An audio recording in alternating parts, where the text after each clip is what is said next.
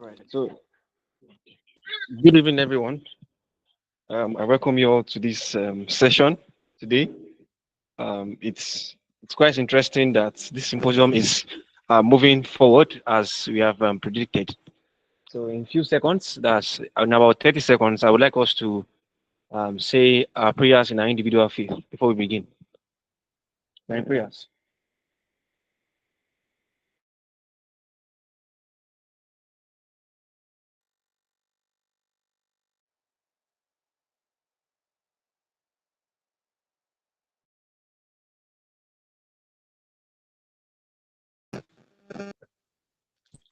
Amen. Amen. Before I proceed, I would like to verify my audibility. Comrade Abdubasit, am I audible enough? Testing mic. Miriam, can you hear me? Yeah, we can. I can hear you Yes, from I my can end, hear but you. All I right. don't Thank know. you very I much. don't Thank you know. very much. All right. Thank you very much. So very quickly, today's symposium, the theme for today is research methodology. We have treated the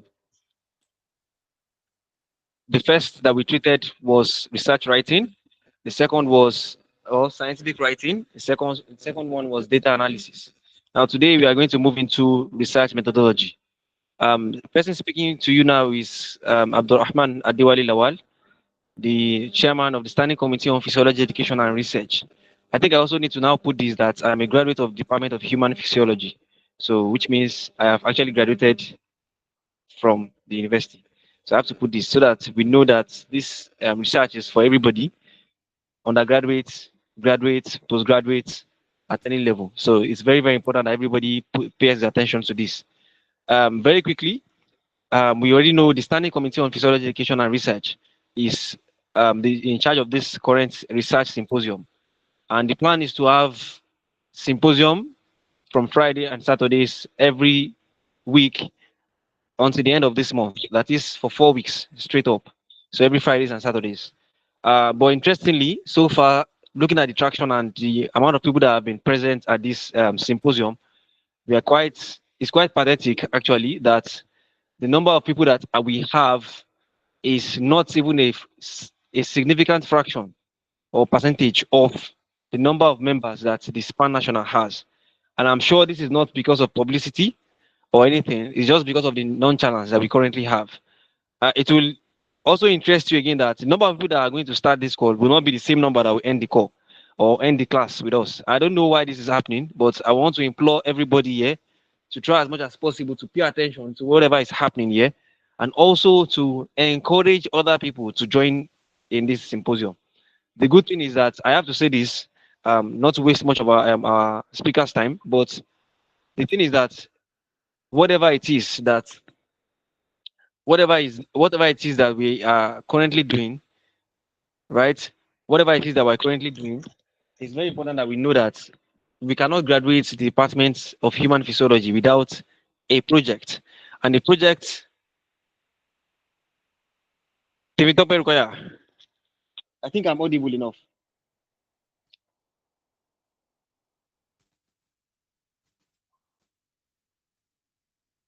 All right. If you can hear me, I would advise you leave the call and then join back again. Please, if you can just hear me, just react. No need to unmute yourself. Just react. Click on the three dots that you have there and then react. If you can hear me, so I can proceed. All right. Thank you very much. Temitope, I think you should just leave the call and join again. So, if you are going to have a project writing, a final year project, or MSCTCs or postgraduate diploma or anything, one important thing is, as much as possible, you would not leave or graduate without presenting a project report or a project that you have done. And then by so doing, if you look at the theme of or the themes of this symposium, the 8 themes that we have, you know that it was strategically curated from scientific knowledge and expertise. It's not something that we just wake up and just pick. We carefully looked at what was important to every project work, and that's what we have been doing so far. So good. Excuse me. So without wasting much of our time or taking too much of our time, I would still like to implore us again to pay attention to these things. As today, the plan is that if we do not have 50 people at the end of the symposium, we'll not be continuing with this class, which means the symposium is going to discontinue after today if we do not have 50 members with us at the end of the symposium. And this is really not a joke. This is an honest fact and truth because we have received complaints from both speakers regarding the number of participants that we have. We are not prepared with so much enthusiasm for a symposium, and we're having very few number of people present. So that is quite sad, actually, quite sad. But then we have apologized to them, and we have tried to also up our game of publicity, which I don't think there's any problem with that. Moving ahead, like we have always said, I'm just saying this now so that we can prepare ourselves. So if you want this to continue, it simply means that we have to have that number of people that we expect to have. It's not just physiology students that are on this call. I've seen anatomy students, I've seen engineering students. In fact, I've seen postgraduate students on this call and those that registered. We had, I will have to say this, 31 members registered through the form, only 31. And we have never had any 31 members in a call. So I think this is quite sad, and which means it's just necessary, it's just better that we discontinue. Without much further ado, let me quickly go into the rules and regulation guiding today's symposium. First and foremost, all mics are expected to be muted except when you are allowed to speak. So if you have something to say, you can signify by raising your hand. And raising your hand simply means just tapping the icon there, the one that shows your palm. Just type it or click on it, and it's going to signify that you're raising your hand. If you have any question and you think it is best you communicate with your mic, you can still raise your hand so that we can be noticed. Otherwise, you can send your message or your question in the in-call message. So you just click on the three dots that you have with your phone and then go to in-call messages and type whatever it is that you have. Especially if you are not listening or you are not hearing anything, you can signify. If you can hear and it's not really audible, you can also signify so that we get to inform the speaker. Yes, today, like I said earlier, we're going to be working on research methodology. And to do justice to that, again, is our esteemed speaker who also treated data analysis on Saturday last week and is also taking the research methodology today. I've said it before that this is an highly distinguished member, someone who has distinguished himself with competence over the years with so many um, success recorded. I'm sure many of you that were present last symposium or the last session, you must have heard when I said he was also a comrade, that is a president of the Anatomical Student Society of Nigeria, Model University chapter, which is not part of his bio. But yes, significant achievements were there that we recorded or that was recorded. I was also opportune to be a student at that period in time, even though I was in 200 level. His name is Jamiu Ogirima Bello is a data analyst and a global health enthusiast with background in biomedical sciences and public health researches. In 2021, he founded Otabel Biomedical Solutions Limited, a health and human services company that offers comprehensive and tailored solutions to address the diverse needs of researchers, individuals, communities, healthcare facilities, and organizations. He has trained over 200 students in academic research and data analysis. Mr. Jamiu, alongside his team at Otabel, have offered premium research support to over 70 researchers in the last 2 years within and outside Nigeria. I said this is supposed to be updated because last week we had more than 20 students, which means we have over 90 researchers in training. So they are trained. He presently sits as the managing director and laboratory quality manager at Otabel Biomedical Solutions Limited and Molecular Genetics and Infectious Diseases Research Laboratory, acronym MOGID, ATBUTH, respectively. Mr. Jamiu Ogirima Bello is also ready for us today to take us on the topic or the theme for today's session, which is research methodology. And without much further ado, I would like us to follow the rules that have already been set and try to pay attention until the end.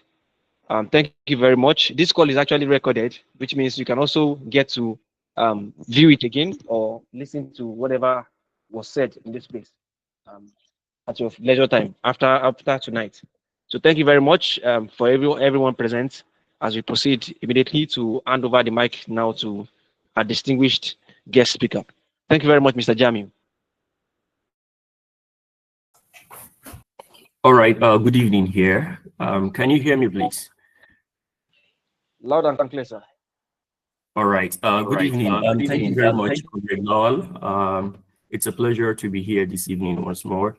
And I'm glad I'm seeing some new names that weren't here last week. Well, before we dive deep into the session, I would like to make a few comments on what Comrade Diwali have just said. I don't know if I'm given that permission to do so.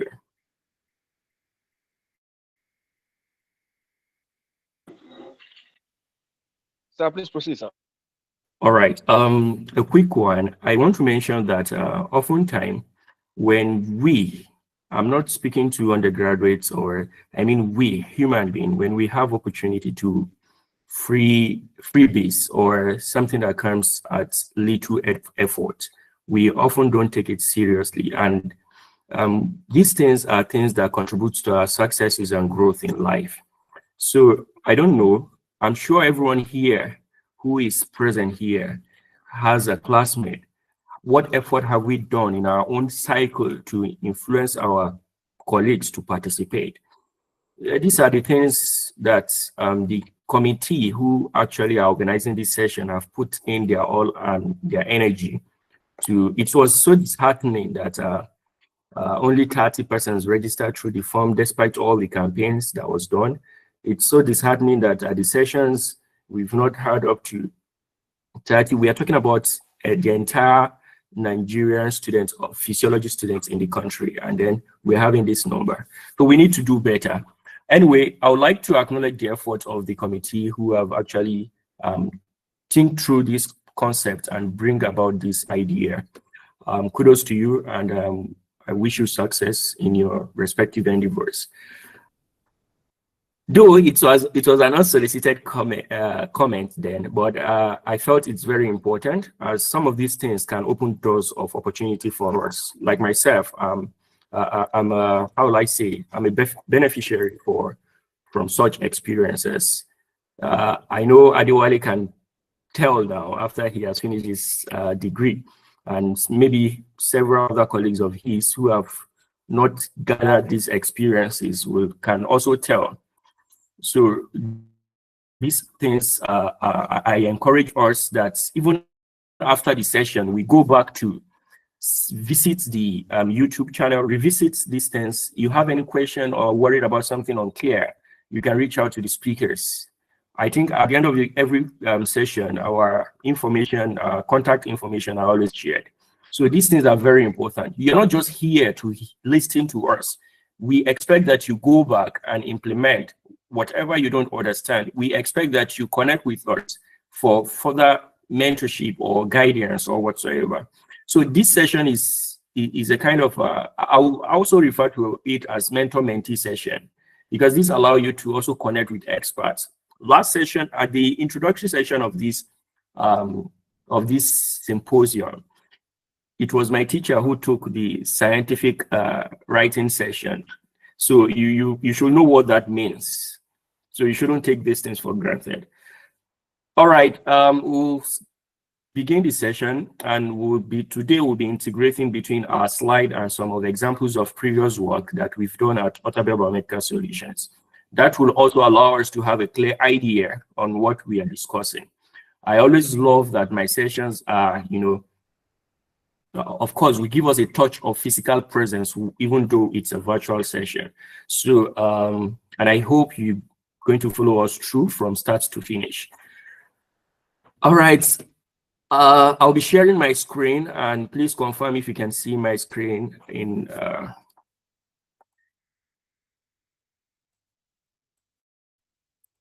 Sorry, can you see my screen?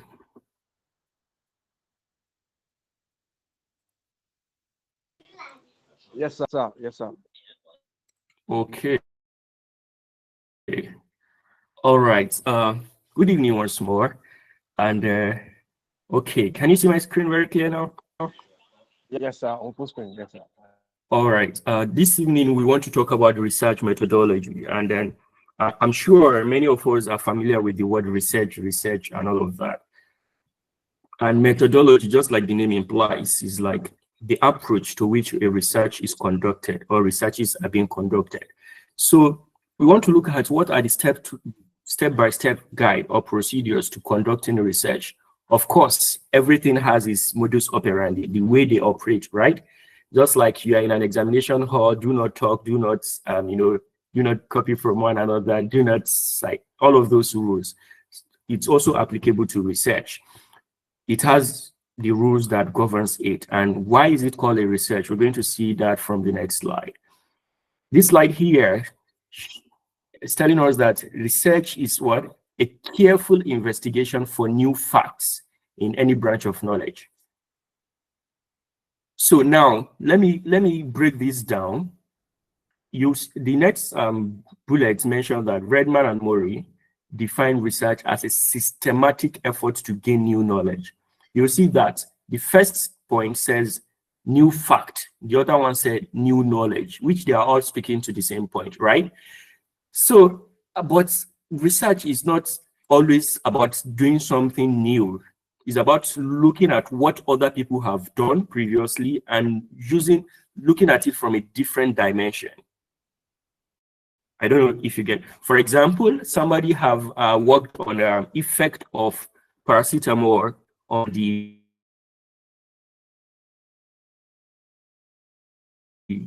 kidney of Wisarad, right? Now you want to look at, you get the concept of, okay, this person have already worked on paracetamol and its effects on the kidney, and maybe there's what's called an extract that's the individual tested to see if this extract can actually mitigate the effect of paracetamol.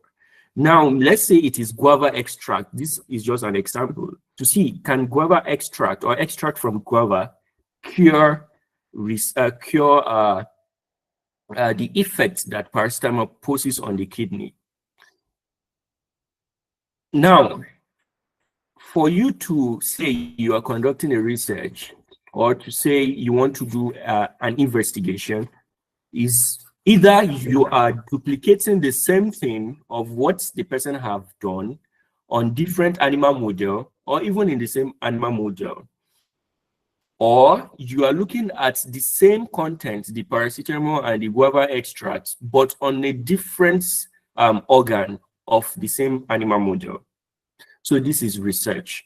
And this is what these bullet points are trying to tell us. Systematic effort to, to gain new knowledge or new facts in any branch of knowledge. So this is research in a simple form. Now, there are several definitions of research, just like you have seen here. And what stood out is that research is about defining and redefining problems. You have to see a problem, just like the example of the paracetamol's effect on kidney we cited. It's a problem. Definitely, there must have been an evidence that paracetamol had effect on the kidney. However, there is need for a confirmation of it by subjecting it to a study by way of research to confirm certain hypotheses. Does it have effect? Is the effect significant or mild, severe, or not? So this is where the defining the problem comes in. You define what problem you want to look at. You want to design a hypothesis. So the hypothesis can be stated in two forms. And as we go in the study, we will get to know how these hypotheses are being stated. So one very important key point about research is that it involves the collection and the organization of data. Remember last session we talked about data analysis, and I showed several examples about I showed example on descriptive analysis of certain data that was collected for research purpose, right? So that is also an aspect of research. So research looked at collecting data, organizing it, just like we did last time. We collected the data and we recorded the data, to make sure it fits into the statistical package we're going to subject the data to for analysis. Then we now evaluate and come up with a result describing the socio-demographic structure of the target audience, or the target population, or the population under study. I hope I'm not here alone. Can you hear me? Yes, sir. Yes, sir. Loud and clear. Okay, so this, at the end of the day, after having evaluated the data, we were able to come out with some deduction, and we get to know certain number of our participants who are under certain age categories, who belongs to certain educational, who had attained certain educational level. So all of these are procedures involving research. So you want to, and at the end of the day, you come up with a conclusion, and then you of course have to put forward your recommendation. How do you want the result of the research be utilized, and what are recommendation you have for further studies on the same subject? So these are very important. So I'm going to show us examples of how these structures and how this looks like, specifically for those who will be conducting research in their undergraduate or even in postgraduate. Although there are certain things that are similar across institutions. However, some institutions have set criteria, but they don't deviate from the general norms. So, like I mentioned earlier, why do we do research?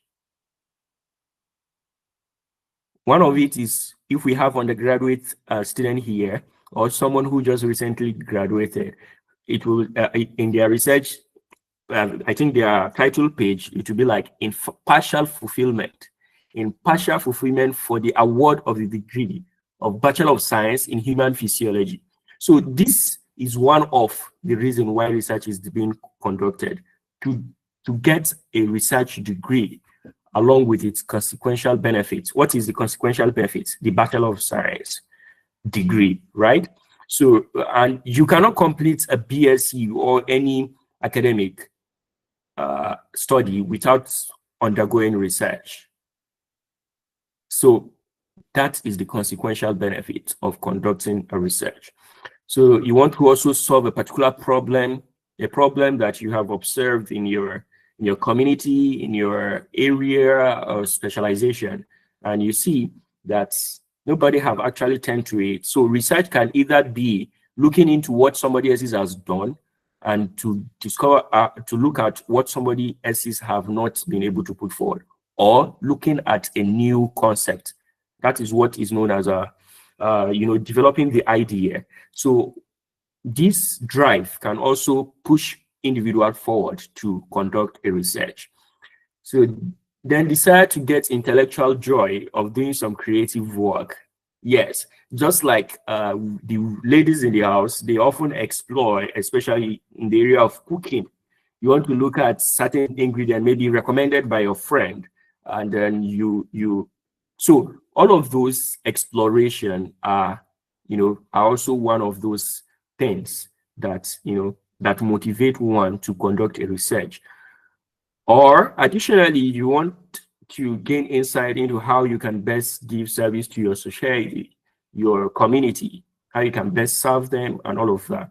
Just like identifying a common challenge or problem that is within that community and how you can proffer solution to it. By way of doing that, you might not necessarily have to put it in written and all of that, but what is best in doing a research is that you have a documented procedure, you have a documented report that can be referenced for future purposes. So this also is one of the reasons why research is being conducted. Well, research, you can also conduct research to gain respectability. For example, in academia, you need certain, you need to have achieved certain publication to be able to climb the ladder of your career, from graduate assistant to assistant lecturer to lecturer 2 to lecturer 1 to senior lecturer and all of that.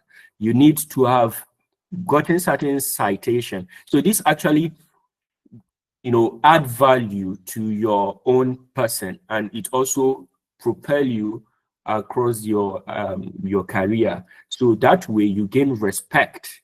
You gain respect from people around. This person is a prof, this person is an associate professor, and all of those.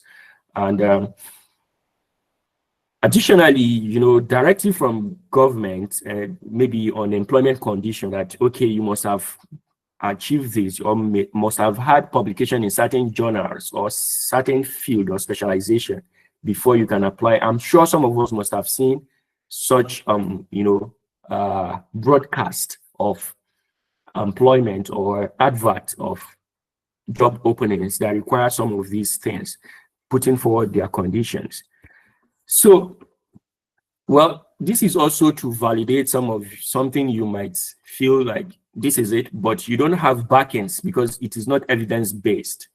You might want to make certain statements, and if it is not evidence-based and you cannot, you know, support it with already documented work, it is not reliable, and people will not be able to, you know, trust what you are putting forward. It could be a recommendation or some other stuff.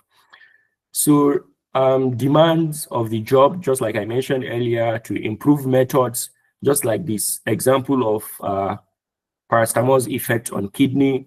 You want to test it on another organ. You want to see if there are certain methods of application or process that you can improve on. So this also contributes to reason why research is being conducted. So, well, one very important thing in research is that you need to choose a subject. You can't be jack of all trades, right? In research, that is why you often see that in the academic, in the academics, you see that a person who once did BSc physiology and was taught excitable tissue, gross anatomy, and all of those courses will end up at the while moving forward in their career journey, end up doing masters in certain subspecialty of physiology, and at PhD level they will go to subspecialty of. So it's kind of the more the far you go, the less you know, something like that, or the less there's just something connected to that okay, you want to look at neuro, maybe you did your undergraduate research on neurophysiology. Now at postgraduate level you go to neuromarketing or neuropsychology. Now you are delving, you know, to a more narrow specialization. So this will be that you need to have an idea, a clear view of what you really want to do, and this must also be based on your prior experience. And of course, you need to do a lot of reading, or maybe based on your informed conscience of maybe what you have read. I remember during my undergraduate, I did a seminar study on what is often known as term paper on amnesia. That was because I realized some persons, especially old individuals, who often do not have any record of maybe stroke or any illness that had to do with their with the cognitives, and you realize that they end up, you know, forgetting some things maybe you have discussed. This was just based on observation, but I did not have any backing to my claim at the time. So I make further studies and I discovered what it was called was amnesia, forgetfulness. So, and I delved deep and I realized people who have stroke and many other you know, neurodegenerative diseases can actually experience some of these some of these amnesia as a symptom. Like there are varieties of those. So this was based on what I've observed, and I did further reading, and it interests me, and I had to move further to you know design a research, a term paper on that.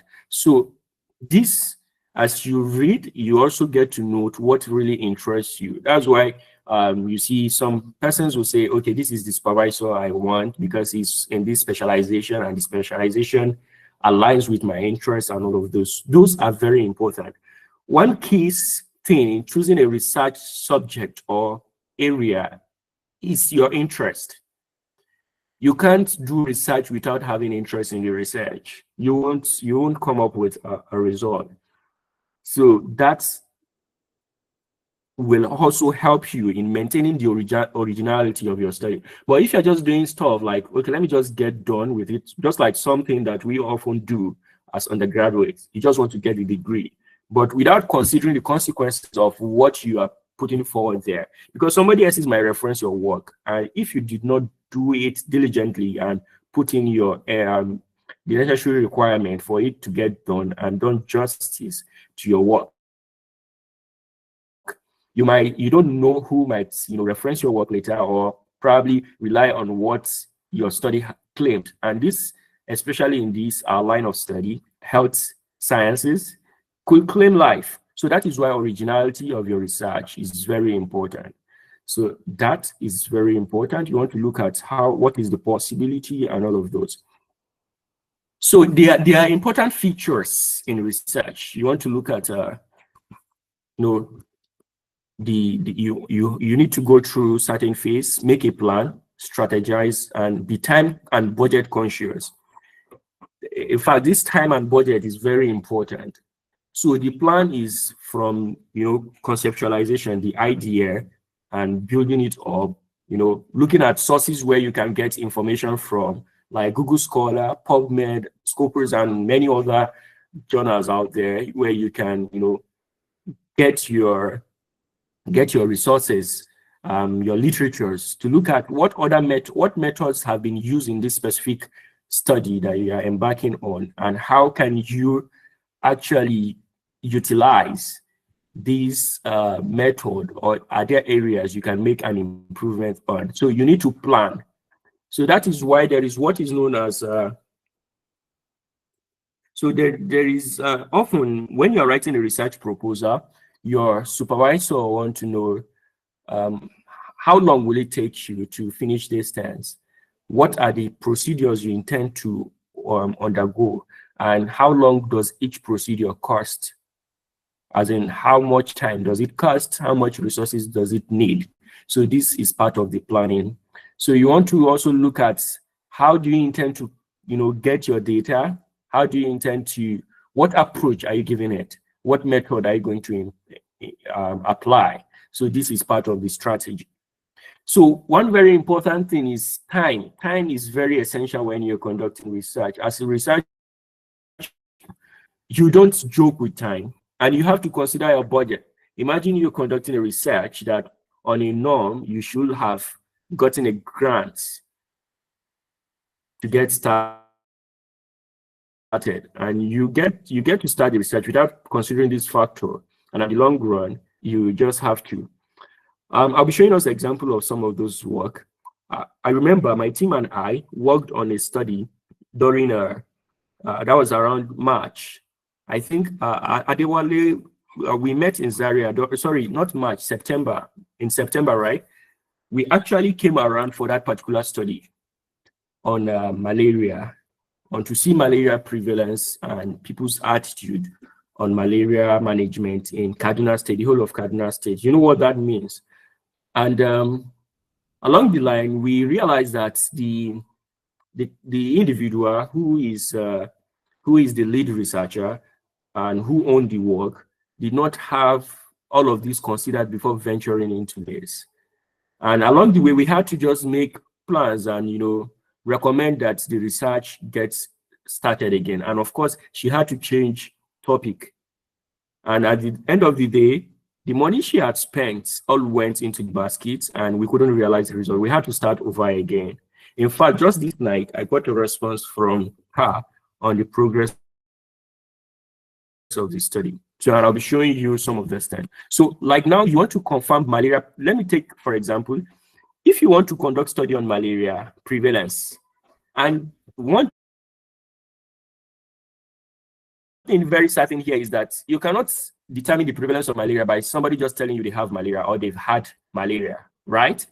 So you need to confirm either by rapid diagnostic tests and all of that. And you have to put into consideration, what are your samples? What is your sample size? Let's say you're working with 300 subjects. What is the cost of each rapid diagnostic material you're going to use for each participant? And how accessible the locations you are considering are? what are the approach you need to do to, to get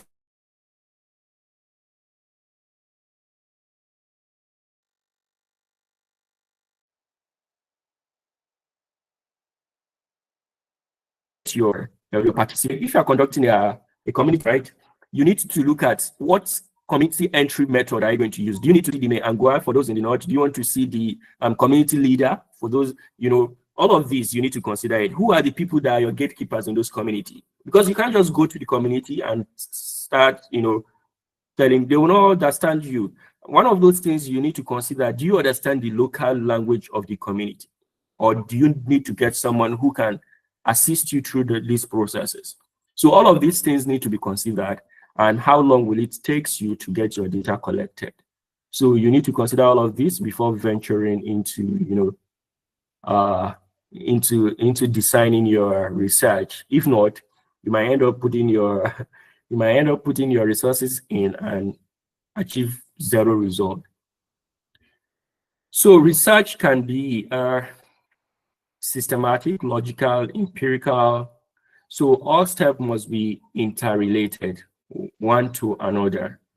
For example, you need to have outlines like your chapter 1, which is the introductory session of your research.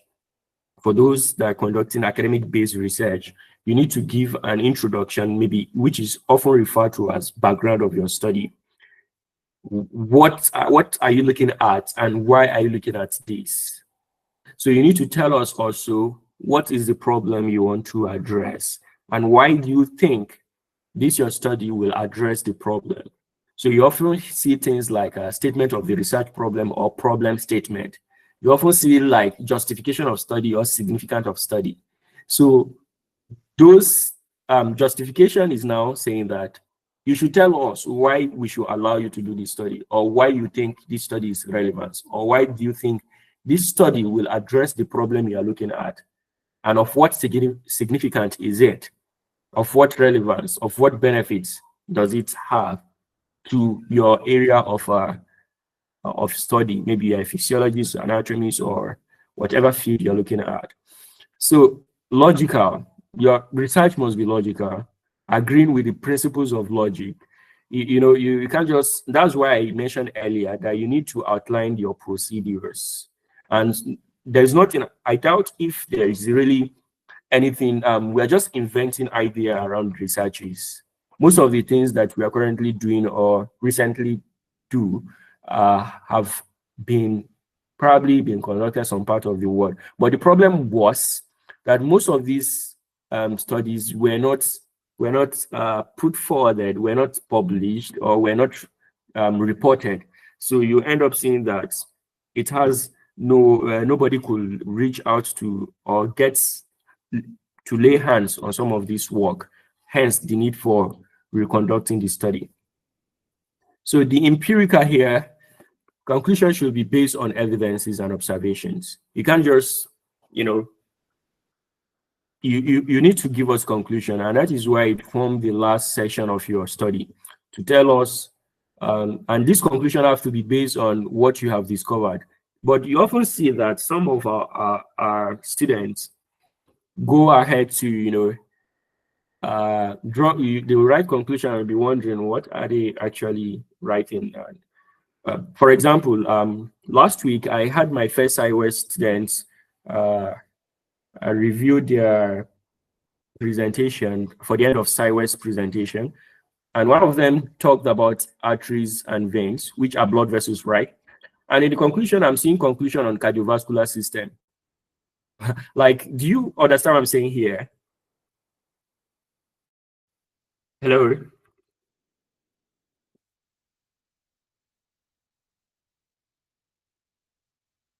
Hello, are we still together?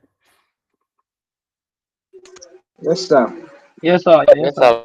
Very true, sir. Very true, sir. Okay, so you see, she talked about her slide. Our topic was on arteries and veins, the difference between arteries and veins.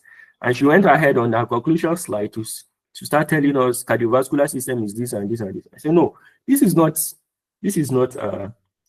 this is not what's it called? This is not, you're not talking about cardiovascular system, right? You're only talking about structures that form the cardiovascular system. Vascular as in the vessels of the system itself. So when you're drawing a conclusion, it shouldn't be like on the entire system. It should be based on what you have discussed in your slide. And one other thing here is that this is just a presentation, not based on research, right? So often we mistake summary. We mistake summary for conclusion. I don't know if you get this sense. We mistake summary for a conclusion, but that's another area of focus, and we shouldn't dwell more on it. As we go, if time permits us, we get to know what is the difference between conclusion and summary. So, of course, you need to do research. You need to have an objective. What do you intend to achieve? What question do you want to answer? Very importantly, your research must be reproducible. For example, if I did a study here using the same material in the kind of an environment that you also have access to in your location, our results should not be, like your method. I should be able to apply your method if you were to be the first person who conducted the study and also arrive at almost similar results. There might be a little different due to some factors. If it's on animal base, environmental factors and condition can influence the result, but it should not be too far from the decimal point, right? So if there is exaggerated difference, then there's definitely something wrong along the line of implementing the methodology. So your research have to be reproducible. We should be able to replicate your study and transmittable, of course. And it is very important that your measurements, you intend to give certain milligram or milliliter or whatsoever measurements of substance you administer to your animals, or you go on the field to take measurements, for example, blood pressure, or for those in anthropology as anatomists, you take measurement of the body parts and all of that. You need to make sure that you have what's called materials that you're able to carry out those measurements to ensure accuracy, at least to 0.01 decimal place error. So it cannot be 100% accurate. That is one other thing. But you take necessary measures to ensure that this measurement, even if another person did the same study on the same individual, they should be able to arrive at a result that you have, published or reported. All well-designed and conducted research has potential application. Remember, I mentioned it in the introduction that, especially in fact, every aspect of research, whatever specialization or area you are looking at, needs to, you need to consider a lot of factors. Who are the potential beneficiary of this things? Of what implication does it have? And that is why at the introduction section of your research, it's required that you look at of what significance is your study. So your research must have potential application. So, and that is why you have to design it well, and of course, do justice to your research processes. So your objectives have to be clear. You have to define your objectives. Use simple term. Your objectives should not be, written in ambiguous languages. Try to keep it simple. The more variable, the more difficult. So don't use too much of variables. Collect for those in anthropometry, you collect too much of parameters, and you are unable to even tell us what you are looking at. So, or what certain question you want to answer. So it is very important you look at those things. One very important thing here is that oftentimes we think we can do stuff on our own, especially some of undergraduate students. We do things out of ignorance without knowing what the implication is. And that is why you see some students will end up finishing their research and don't know the next direction or what they need to do, maybe after laboratory work or after data collection and all of that. I want to share that Dr. Sharif, who facilitated the first session of this symposium, is a physiologist and a neurophysiologist at that. I finished from anatomy, but I still consulted him on my research, even before I even proposed the topic to my supervisor. You see that part? So you need to form that relationship with senior colleagues. Don't assume you know, when I did my first study on amnesia in my 100 level first semester, I consulted students who are in their PhD at the time and who are in MSc. And one very important thing here is that there are ways to get experience as a researcher, especially if you are still in school. That opportunity avails you. Attach yourself to a senior colleague, maybe those in 400 level, if you are still in 300 level or 200 level, because of course 100 level might not understand what is going on since they are not introduced to the department yet. So from 200 level, 300 level, we started looking at senior colleagues doing their research work at the time. Attach yourself, get to learn from them, form relationship with them, because you will definitely be needing their assistance. Do you understand? So it is very important to, consult your senior colleagues, experienced researchers like your supervisor might not always be available to, to give you their input. So the relationship you formed with senior colleagues will be of help and will save you time and energy. Because if you do things out of ignorance, it will implicate your study.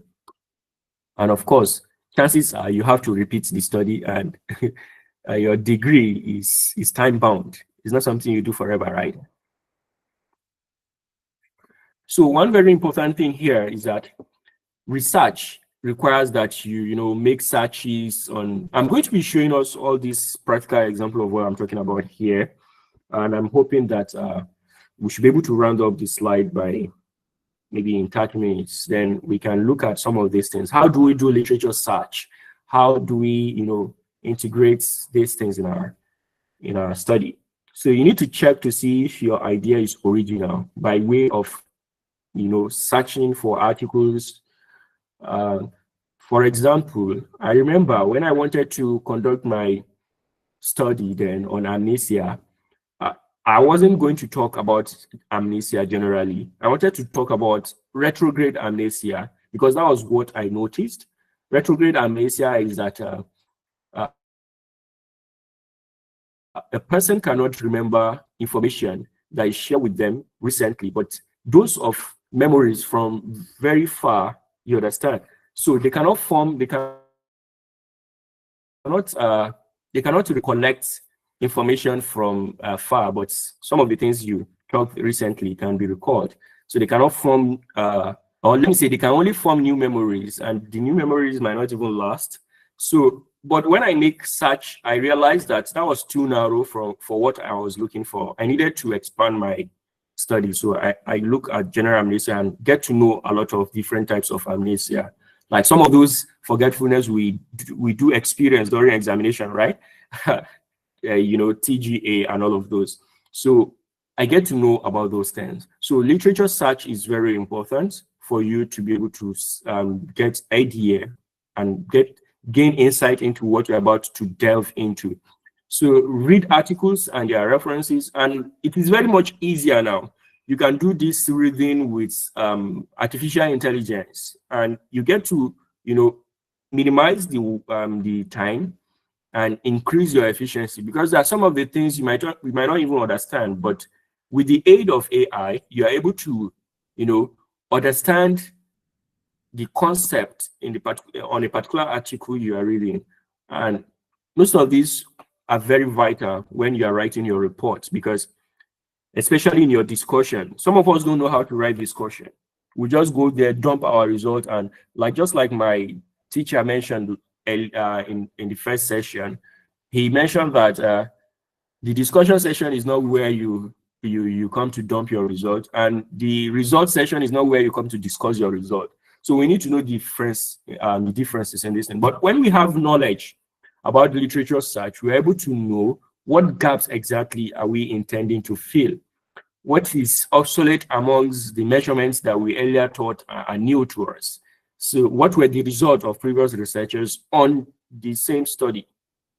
then this will guide you into defining your objective. What do you really want to come up with in your study? What hypothesis are you testing?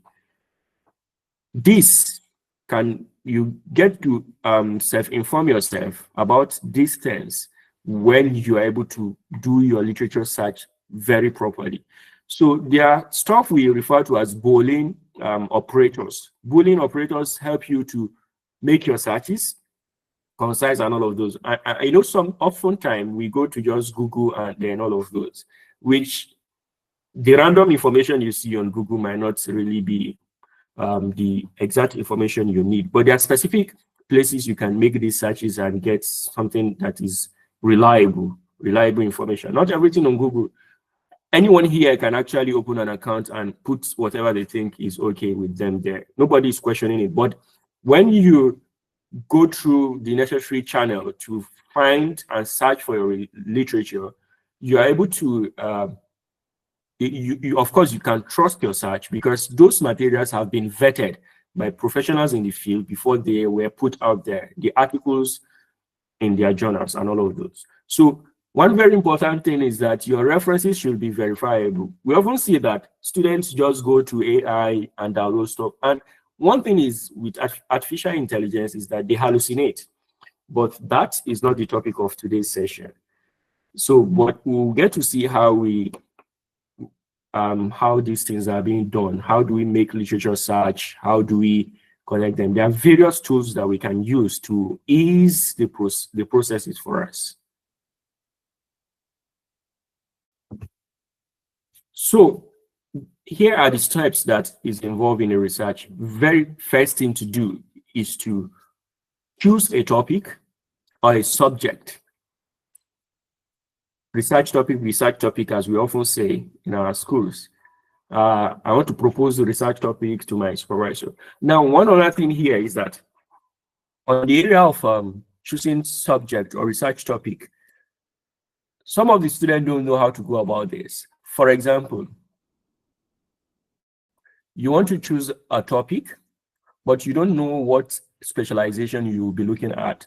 And you see students will mix up topics on neurosciences with anthropology, with embryology, all together, about 5 different topics in different specialization, and propose it to your supervisor. You are not just confusing yourself, you are also confusing your supervisor, right? So you need to know specifically what area interests you that you want to go. Then make sure that the topics you'll be proposing are within those specialization. If you intend neurosciences, make sure your topics are within neurosciences. If you intend anthropology, make sure the topics you are proposing are within anthropology. You understand? If you intend embryology, make sure that all your topics are within this area so that you have a clear direction. And of course, your supervisor get to know that you also know what you are doing. But by the time you just bring up different topics, of course, I'll get to know as a supervisor that you are not well informed of what you even want to do. So it is very important that you put that into consideration when next you are proposing a topic to for a research study. So you need the literature survey, like I mentioned. You use different search strategies, which I'm going to take us through, God's willing, before the end of today's session. And also you need to define and formulate specific objectives. We've mentioned this earlier. Prepare synopses, which are outline. How do you intend to go about this? Synopses are outlines that we look at, okay, the first 3 chapters, right? And maybe then we get to go into our area or in the field or in the laboratory to get things done. Very importantly, your apparatus, like I mentioned earlier, you need to be sure that the study you want to, or the topic you want to work on, you have the necessary materials available or apparatus to conduct this research. You want to do a specific study that requires a specific temperature. You need to look at the animal house within your institute. Is it conducive for that specific study? Because if it is not, it's going to influence the result. It's going to affect the result you're going to produce. Likewise, if your apparatus are malfunctioning, for example, you want to calibrate, you want to take people's weight, you want to take people's blood pressure, and you did not firstly calibrate these things before going on the field. you end up seeing values that you don't understand. And the fact that you are a first timer or haven't done that specific study before, you might not even understand the values you are getting. You understand? If you have been pre-exposed to the study before, you'll get to know, okay, something is wrong somewhere, but you are not able to detect the error due to your insufficient expertise. So it is very important that you consult people around, okay, what is this material? How can I get it? Is it available? Let me say, for example, you can also look at what are the local options available for you. When I wanted to do my undergraduate research, I worked on foot length at the time, but the foot length measuring material I needed, I couldn't get it from anywhere, and I saw option on Jamiu for shipment. When I look at the design and what they actually had, I felt like it's something I can actually produce locally. I went to my school's workshop, the anatomy department workshop, and I gave them design of what they needed. They helped me reproduce it, and I was able to use that material for my measurement. And at the end of the day, we had a result. Do you understand? So you look at what option do you have? If the materials are not available locally, can you reproduce it? Do you have the resource to reproduce it? So all of those need to be considered before you go into your experimental setup or go on the field for data collection. Very important. So you need to do preliminary experiment, which oftentimes we don't do. So for example, if you intend to collect, I think this is also most specific to those those working on the field, the preliminary study. Preliminary study is like a pre-study that you conduct on a small sample population prior to the original work to test your material. For example, to test your questionnaire, which is your data collection tool. How much of accuracy and reliability is it in there? There's a way you can also do this by way of analyzing. You can collect 10 samples from a different location that is different from your target location. Maybe you want to conduct study in a specific local government. Let's say in Bauchi here, we have 20 local governments. I needed to conduct study in 3 different local governments that are neighboring local government. So maybe let's say Alkaleri, or let me say, let's say local governments like Azari, and just example, Gamawa and Mozuko Alkaleri. Let's assume these are areas I want to conduct studies on. I need to go to Bauchi local government and get, let's say, 20 sample individual, administer this questionnaire and test the questionnaire and check for reliability. There's a way this can be tested. It will tell you the accuracy and reliability status of your questionnaire. How many percentage accuracy can you? So if you know how to do these things, it makes it much more easier to test. But if your questionnaire is reading somewhere around 50% or 0.56, you cannot go on this field. It's telling you that your questionnaire, which is your data collection tool, is not efficient. It is not reliable. You need to develop it or look for something that has already been used and modified to fit in your own specific study. Then you can now go on the field to collect your data on the specific location. Then accurate measurement, very important, like we've earlier mentioned. So there are several steps involved in research, which we've talked about: the data analysis, error compounding. Okay, like in the case of the accuracy of the material, hypothesis testing and verification. You see, this hypothesis testing, there are also tools available on SPSS you can use to test your hypothesis, like the inferential statistics talked about, the ANOVA, the t-test, and all of those. There, you can use them to test your hypothesis. And hypotheses are stated in 2 ways, in 2 forms. Your hypothesis is either stated in an alternative form or in a null form. Null as in N-U-L. Alternative means that you are saying that there is maybe there is a relationship between certain substances or something that you are looking at. Let's say there is a significant or there is an effect.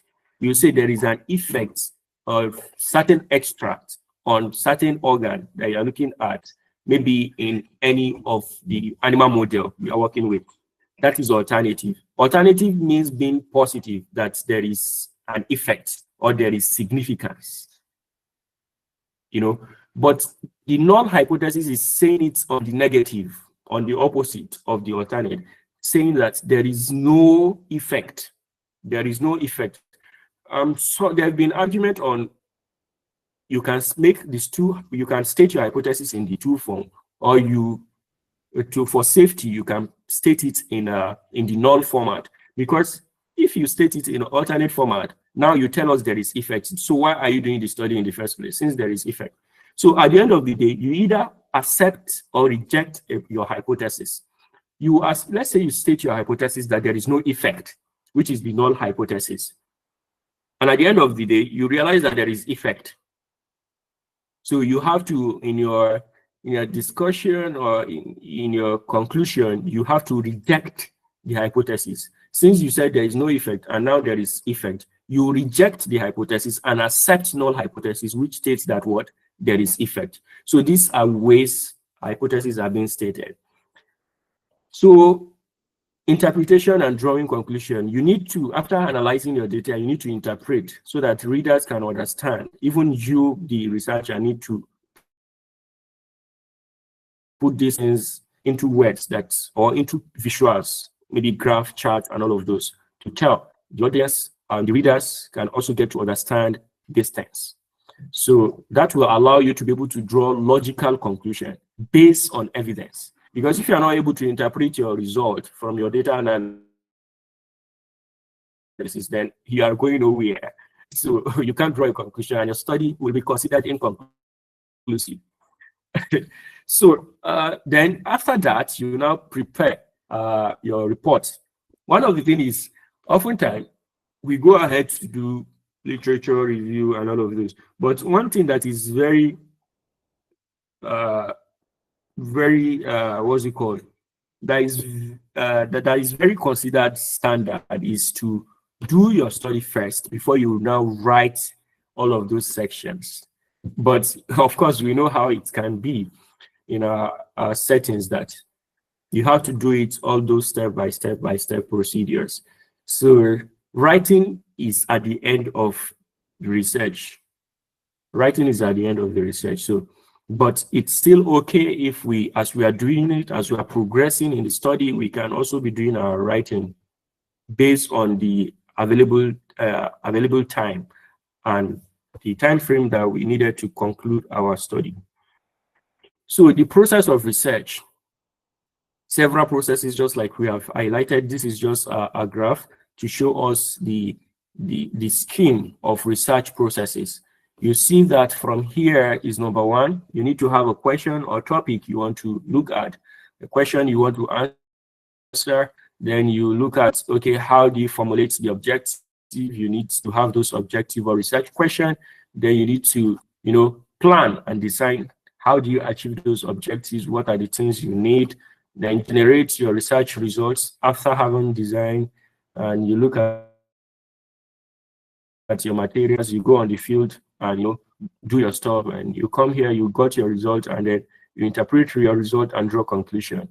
So here, to generate your research results, you need serious expertise. You need scientific, at the end of the day, you need people who can review your result and say, okay, and that is why you see there's a defense for those, in the academy, there is a defense. You get to defend your findings to be sure that to actually certify the originality, that, okay, this work is not a copy and paste, and it is not the AI help me do them by myself. You get that thing. So those are the processes involved in research. There's a whole lot more.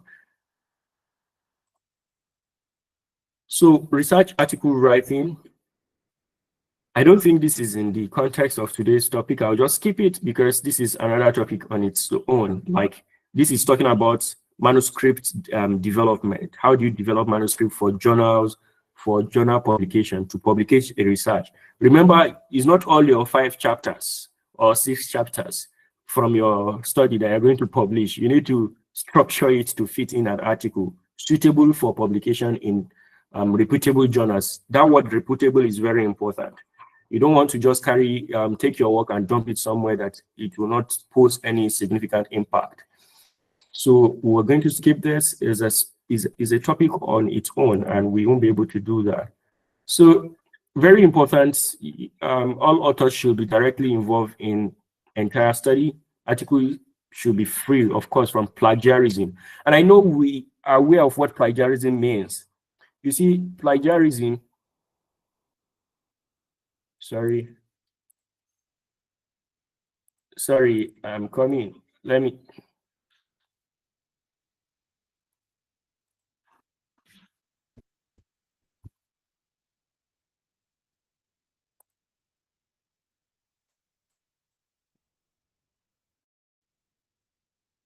So, can we see my screen?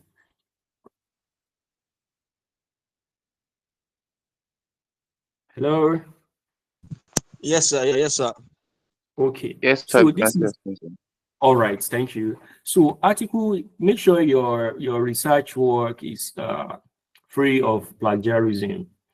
And one very important thing is ethical consideration. One of those things we don't consider, especially as student, is this ethical. Of course, at postgraduate level, they don't take it lightly with you. You need to obtain ethical clearance before you can commence your study. Either you're using animal or human subject. So you need to get your ethical clearance before you can proceed, because these things are very important. I don't think there's a reputable journal that will allow your work to be published without ethical certificate from the ethical review committee of your institution. So, and plagiarism is when you, for example, especially in your literature review, you did not cite authors. You just go ahead and put statement as though they are your own, claiming the ownership of something you did not do.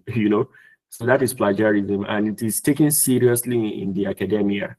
So when you are making statements in your study that is not originally your own statement, especially in your literature review, you need to cite the authors. There are different citation options. We have APA, we have Vancouver, we have Harvard style, and all of those. So, and each of citation style have the way they are being referenced. So you cannot conduct a study using APA's in text citation method, and you go ahead to present your references in let's say Vancouver style. So time will not permit us to show us these different citations, but maybe before the symposium get finished, we might have another time to interact. So follow through the necessary ethics that is required of your study, like getting the ethical approval and all. They are very important. So a research report should include all of this: the introductions, the statement of problem, the review of relevant literature, statement of hypothesis or research objectives. Sometimes you can combine these two. You can have a hypothesis and also have a research objective. So like I mentioned earlier, you can follow through this method, but each institution have a way. But there's no institution that you go that doesn't have the introduction, which is background of study in some institution, and statement of research problem. So these are the relevant, structure that needs to be captured in your report writing when you are writing a report for your study. So then at the end of the day, you have to append, resources like questionnaire that you use, like your ethical clearance certificate. You need to append it to your study. And very important, you need to acknowledge the people who had contributed to your study, especially if you conducted the study based on grants. You need to acknowledge the donors and all of those. They're very important. So research have different type based on their application, based on the mode. One is based on application, you have pure and applied research, which is applied, which is finding solution for immediate solution. Applied, and we have pure, which is concerned with generalization and formulation of theory. You just want to develop a theory, and this does not require immediate implementation, unlike the applied. That is looking for example, some of maybe if you work with NGO, you realize that they are solution-based, let me say, organization. They do a study to identify a specific problem and look at how the solution or the problem can be addressed immediately with a specific solution and all of that. So then we have inquiry mode, where it can be quantitative or qualitative. Quantitative is when you are taking out certain measurements, something that is measurable, as in quantity, right? Qualitative is concerned with the phenomena, maybe behavior. You want to see and understand why people behave in certain ways. You know, you cannot measure behavior, right? Or can you? Can you measure behavior?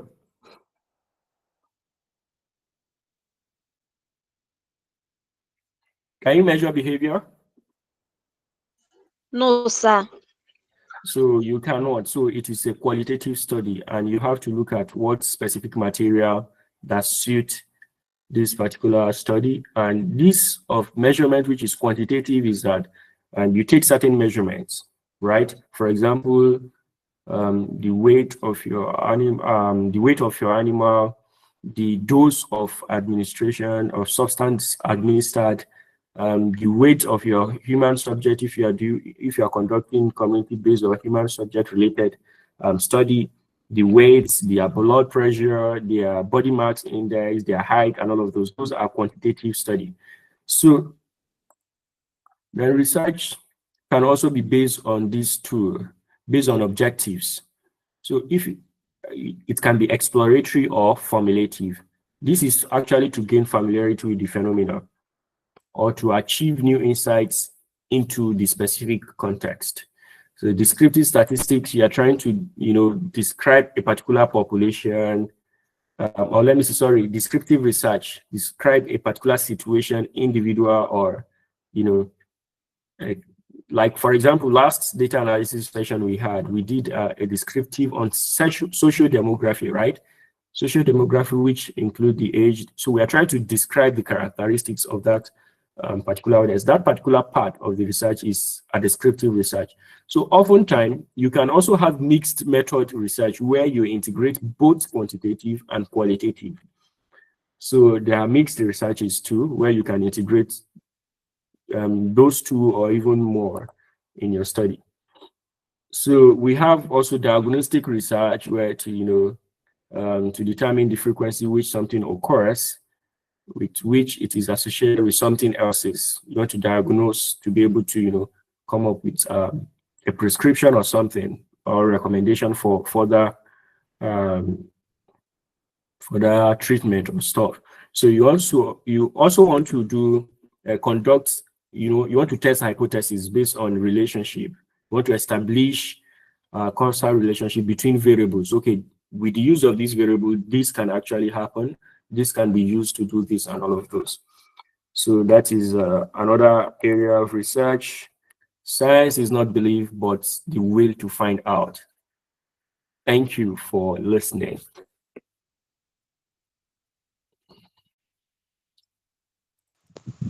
Thank you very much, sir, for the insightful session.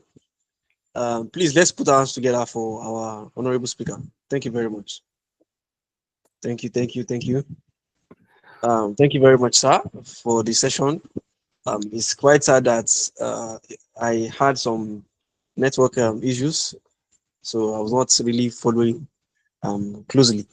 I sincerely apologize for that. Probably there was a time you needed my response during your conversation or your presentation, and I was not available. I sincerely apologize for that, sir. Very quickly, we'll be moving close now to the Q&A session. If you have any question, kindly signify. by raising your hand. All right. Before the question starts, Mr. Jamiu. Okay, yes, so I want to quickly walk us through certain tools that we can use to make our search and how to actually search for literatures. That will also add to the bank of knowledge of what we have talked about tonight. So before we actually move to that section, it's just the presentation part I finished. So I want to quickly run us through the procedures to make search for literatures and also how we can gather our literatures. And maybe in 9:30 we can finish with that and use the rest of the 30 minutes to discuss. And then I see people are already leaving the meeting, so we'll just do that. Okay, all right, sir. So if you have questions, please kindly pen it down, probably in the income messages, so you don't forget, or write it somewhere if you have your notes with you, and we can attend to those questions later. Sir, I think you can proceed, sir. You have the floor. All right, I will be sharing my screen again so that we can look into those things together.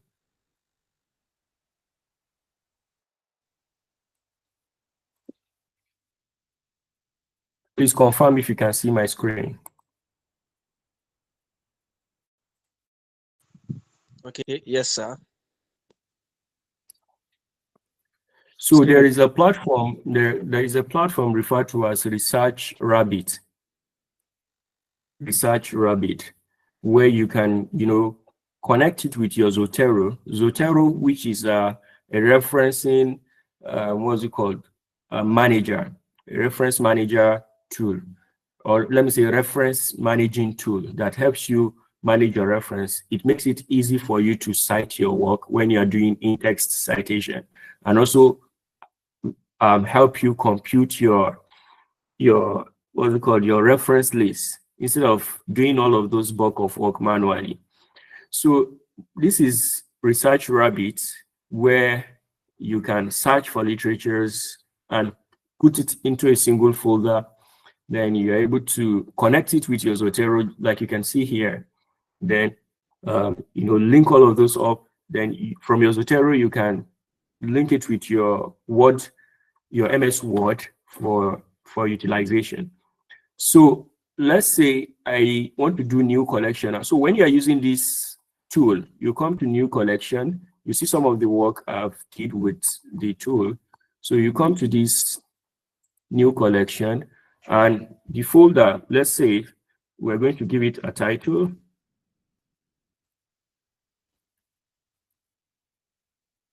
So this is the name of the folder we want to work with. It has added it to. Now, if I click on it, it will tell me to add paper. You click on add paper and you make search. Now, I mentioned of Boolean operators earlier, Boolean as in B-O-O-L-E-A-N. So there are or and that we can use to make search for our papers. Let's say we are looking at paper on diabetes. So we now say diabetes and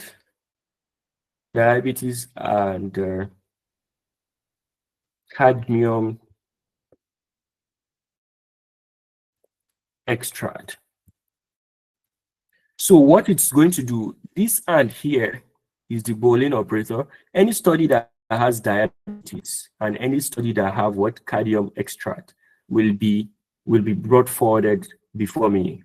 And if I say or, if I use the word or, that means I mean, either of these. But if it is and, any study related to these two will be before. We're going to see the difference between the and or. Let's do the search. So you see this. Do you see cadmium induced here? Cadmium induced. So you see that. So any study that has, and you see this diabetes, you see cadmium treated and what? Diabetes. So any study that have those two is what this two is going to brought into. So if we now use or look at cadmium here and what? You see the cadmium here also on different distance. So the extract of diabetes, then you see diabetes and cadmium and diabetes. So stuff like that. So that's how Boolean operators works. So you can also do OR.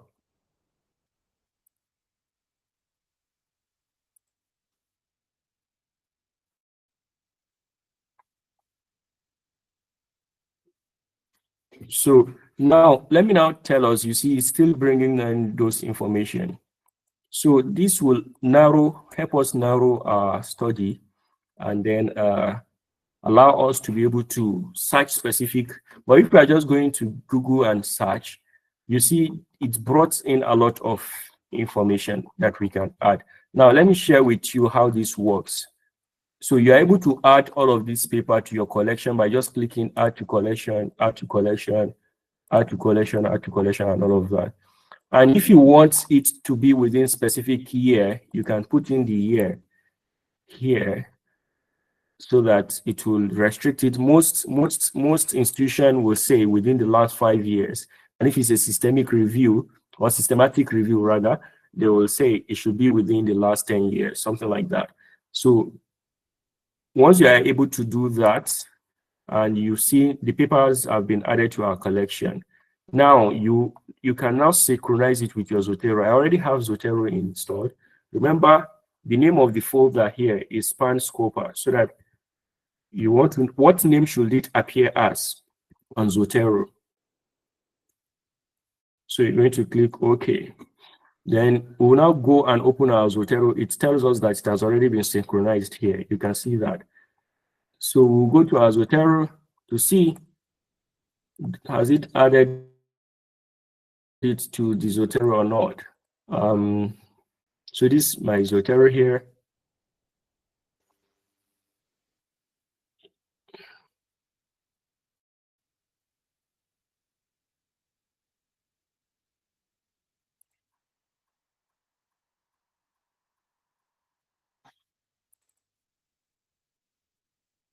So let me see. So do you see the folder here? It has added it. And these are the papers we were able to add, right? So these are the paper we add. And we can use this, we can confirm, are these paper available? Then we will come here and search to Google Scholar. Are they verifiable? Remember the aspect of verification. Do you see this part now? Do you see that this paper is not available on Google Scholar? So this is why it is also very important as you are connecting you need to verify. That verification is very important. Do you see?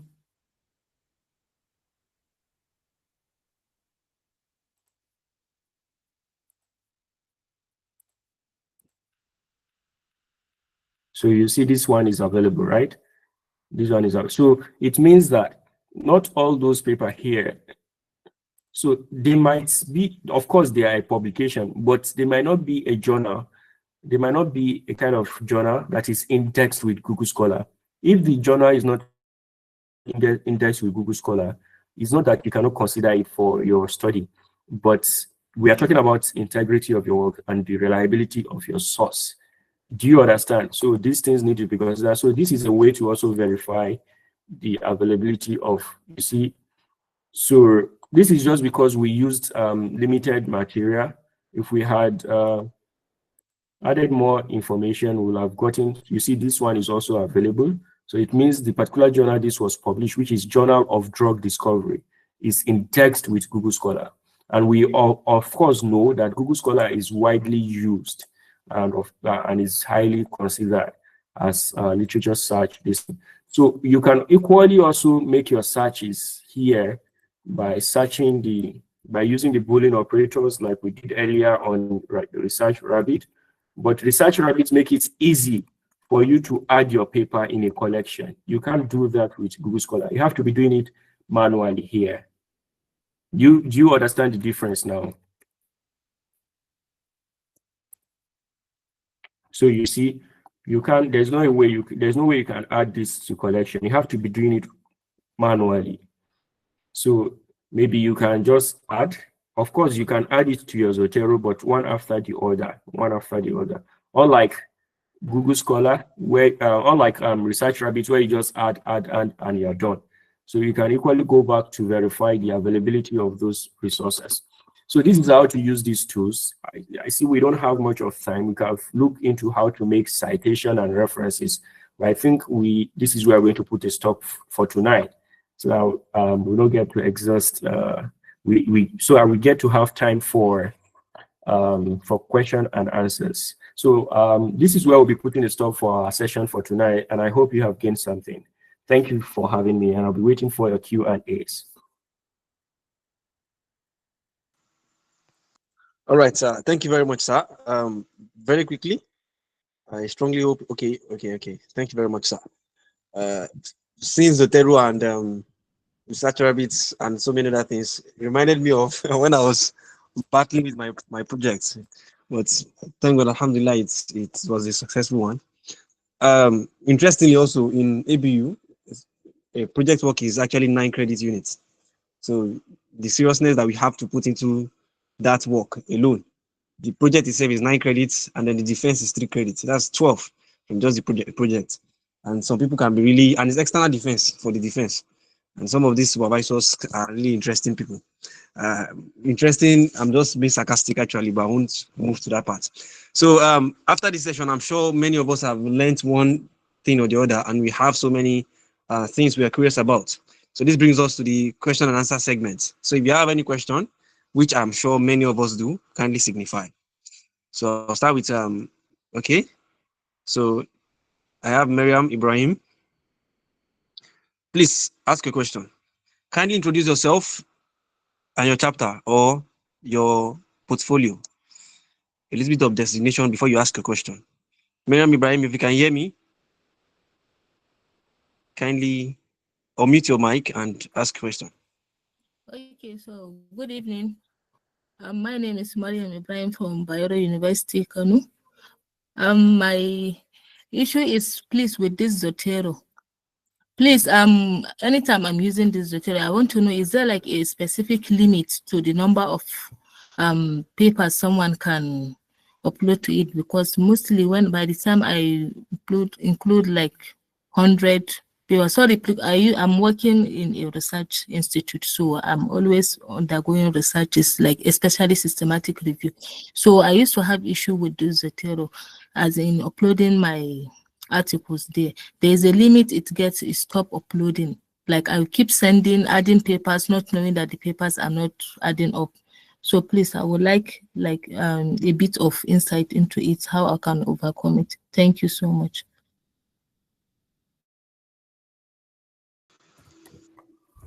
All right. Okay. Thank you for putting that forward. I've not experienced that before, but what I think could be the challenge with that is either the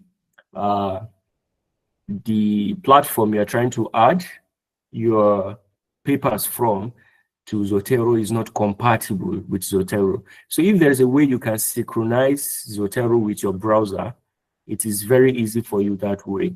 Or if you can also choose this Research Rabbit as an option, is a very good one. And you can also use resources like EndNote for your reference management. You can use Mendeley for your reference management. So they all perform the same function. If Zotero is not working with the platform you're adding your resources from, so you can look at these alternatives to better increase your efficiency. But as for Zotero, it doesn't have limit of how many papers you can add. And if you check through my screen earlier, you will have seen series of papers that I've added in my collections and all of that. Some are even over 150. So I think that particular experience is peculiar to the platform you are. So if there's a way you can synchronize, just like I synchronize what's it called, Zotero with my Research Rabbits platform, you can also do that with the platform you're adding your resources from. Okay, no problem. Thank you so much. Thank you very much, sir. I'm sure Miriam already got a satisfactory response. So yes, do you have any question? More questions, please. I expect a lot of questions from this. Except we are not following, which I strongly doubt. Will I now start calling people to ask questions? If you are shy, you cannot speak, just type your question or signify anyone. Can type your question. We'll be waiting for you.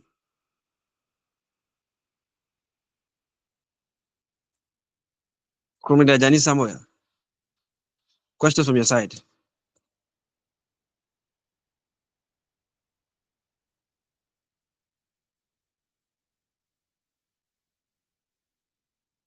Oh, one, University of Lagos. Question, sir.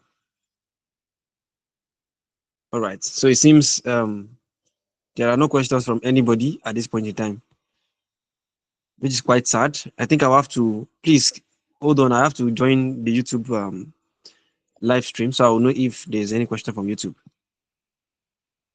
So please kindly hold on. I do that very quickly.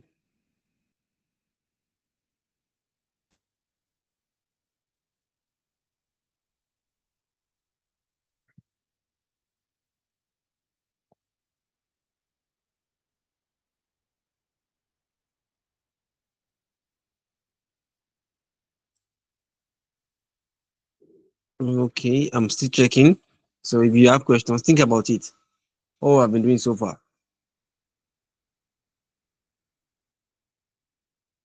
Some of you are already on your project and you have so many things that you are not getting clear. I think it's important you ask questions.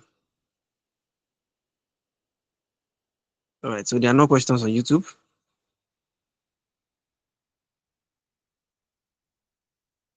No questions from YouTube.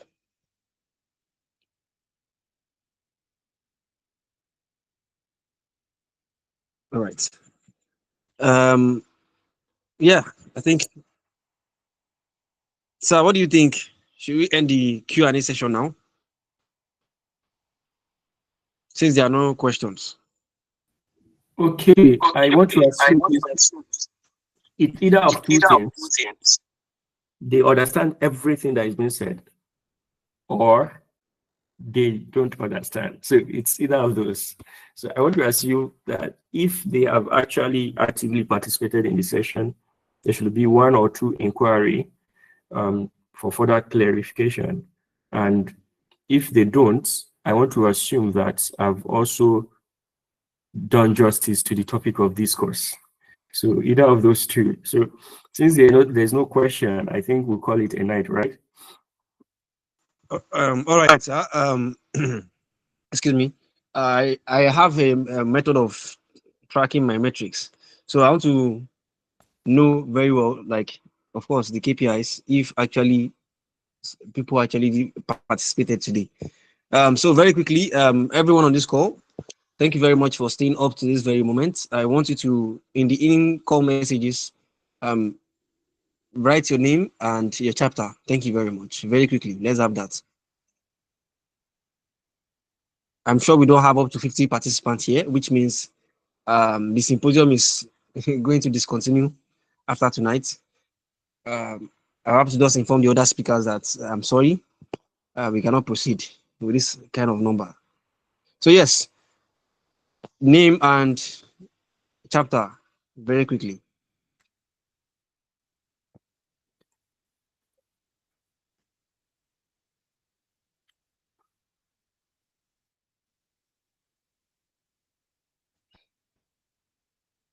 So nobody is on this call, or is it my network?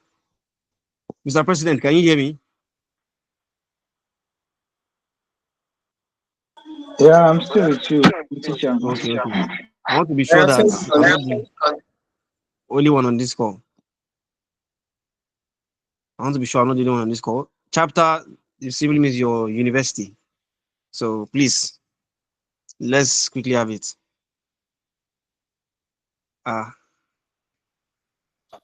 And by graduate, you cannot type your name and your graduate.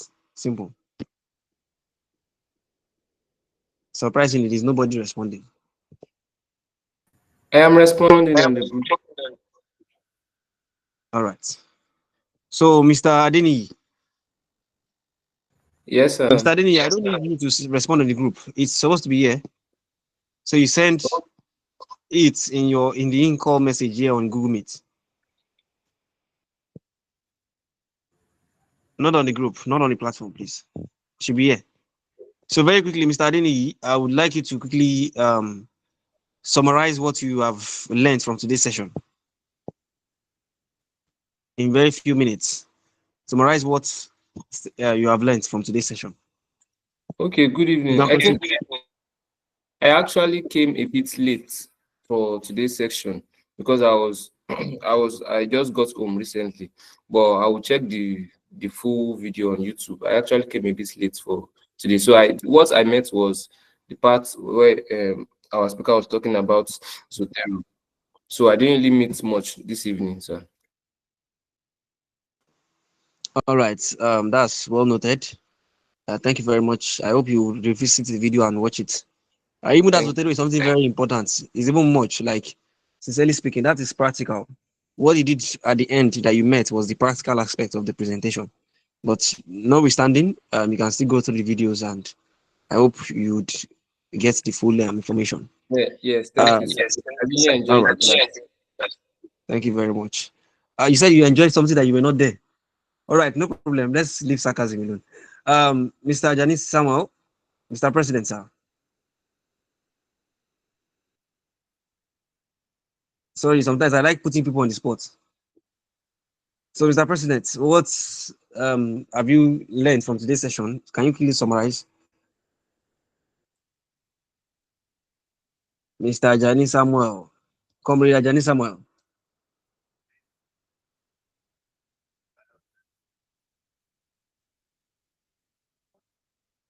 Mr. Adeni, where is your university located?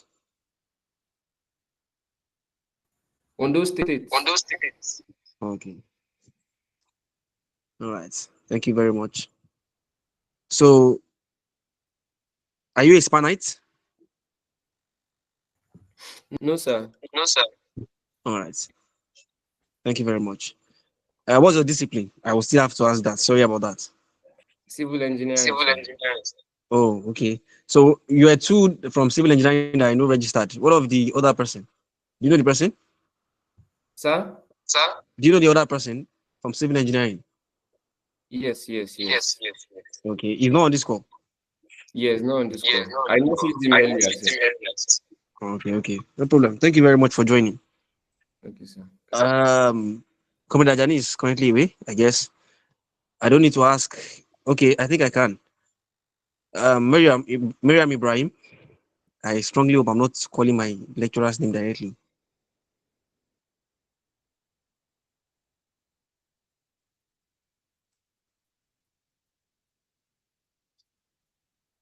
Miriam Ibrahim, are you still on this call? Yes, I'm with you. All right, thank you, Ma. Can you quickly summarize what you have learned from today's session? Hey, I came late because I had a class. I had an online class. So I came towards the ending part. I met him discussing the Zotero aspect. Oh, wow. All right, Mom. No problem. Thank you very much. Please, I'm sorry. I used to come fully. Today I missed the All right. There is no problem. Thank you very much. We strongly understand. At least you ask questions, and that's good. Thank you very much, ma'am. Next would be Fridaus. Fridaus are all well. Let's stop there. Fridaus, I hope you're not just joining the call.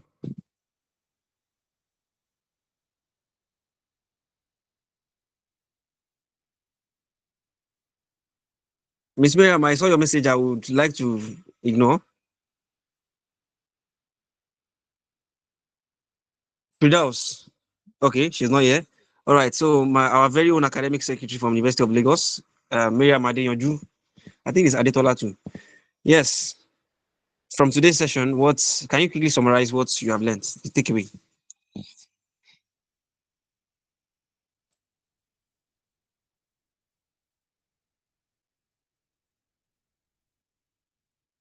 Mariam, Adeyanju.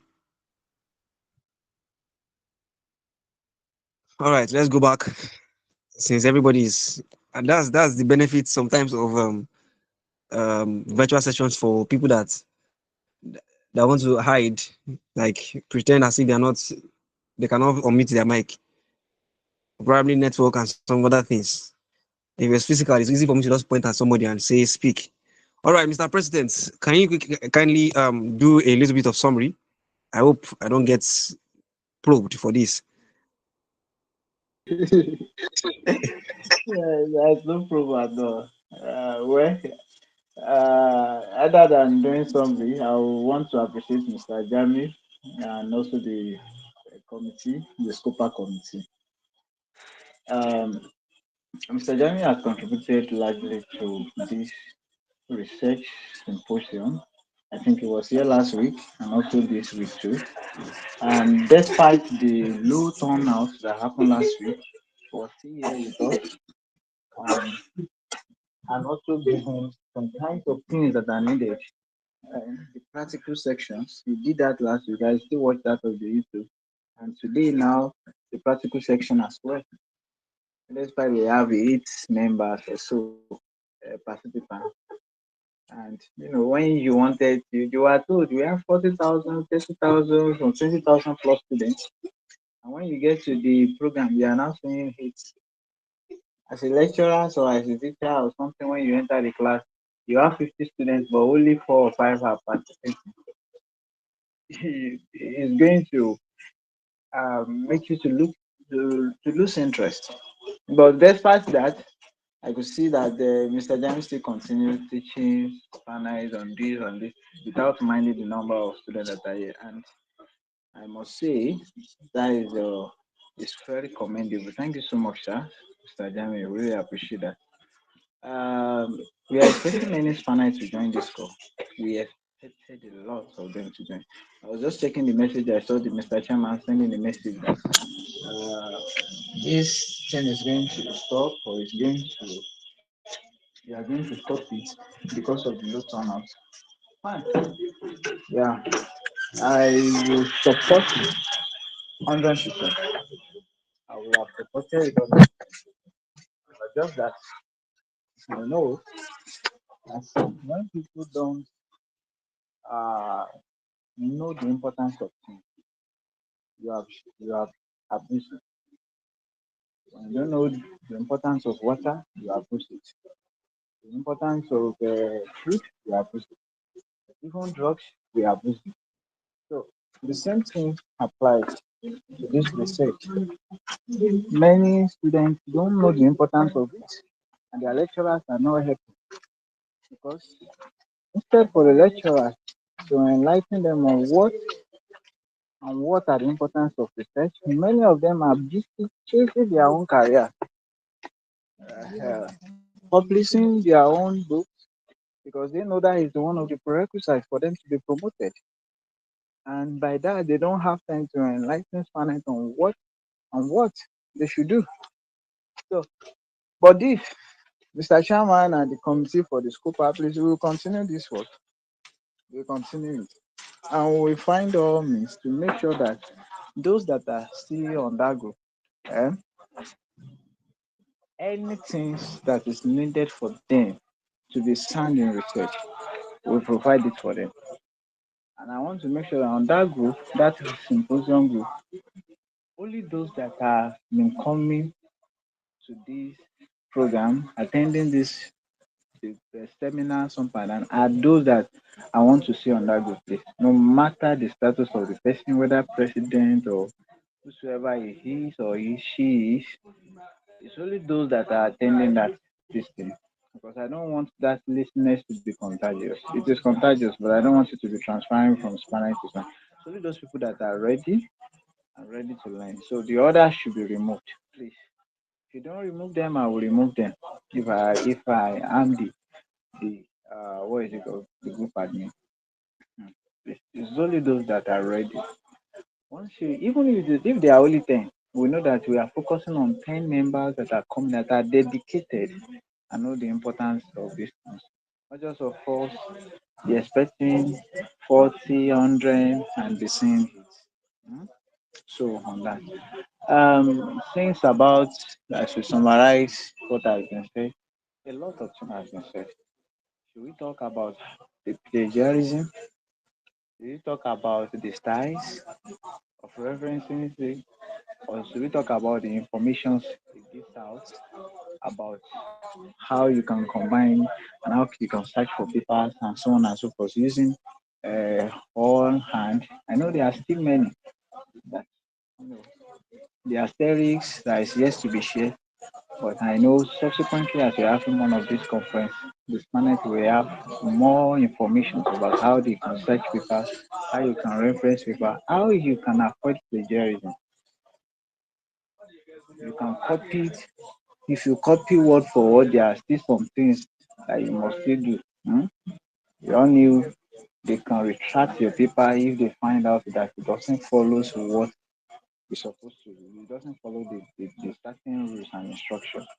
You might have copies if they will retract it, and that speak that is going to reduce your potential or reduce your let me see your it's going to damage your image or tarnish your image as a researcher. If you publish the paper, it was retracted. You publish it was retracted. Many publishers, those journals will not believe. You will not believe whatever you bring to them again because you seem like a fraudster. So there are systematic approach to all this. But what what I believe is, as time goes on, Spanite will have opportunity to know more. This is the first phase, which is symposium. The knowledge, the basic thing about it. It will come to the second phase in which we are going to put everything into practice. It's not about theory. The reason why we have SCOPER is to make sure that we build Spanites or the people that are ready to venture into research and they want to know everything about what is needed. So there will be the practical section, training you with mentors, you and peer. There is going to be a peer learning groups. People that have interest in cardiovascular, you have interest in pharmacology, you have interest in the GIT, you have interest in neuro.